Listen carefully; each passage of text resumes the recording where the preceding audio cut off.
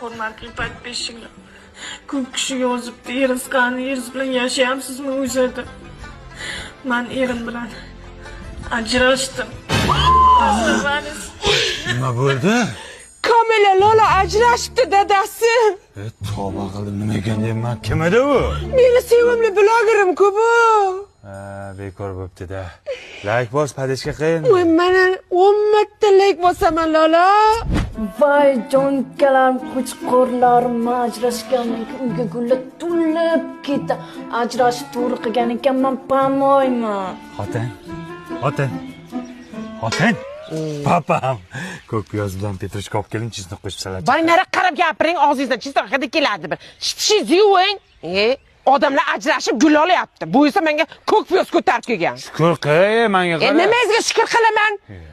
Tirikoyingiz ko'ta yamoqku. Qizlar ajrashgandan keyin shunaqa aktyor bomba bo'lib ketdi.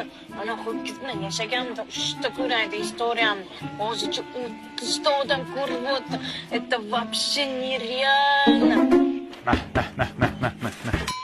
Men ham ajrashsammikan-a? Bu bilan yashayversam, aktivim tugul ahvatim ham ko'tarilmaydi.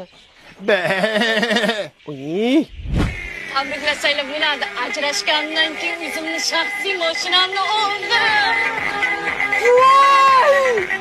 Xotin? Popolarimni yuvmabsiz-ku? Nima deyapman? Parashok yo'q-ku. Mana bali parashok olib kelganman-ku. Nima qiladi u? Bu oq kiyimlarni oqartiradi, dog'larni ketkizadi, allergiya chaqirmaydi. 100% Germaniya xom ashyosida qilingan. Xotin hamma hozir reklama qilyapti-ku.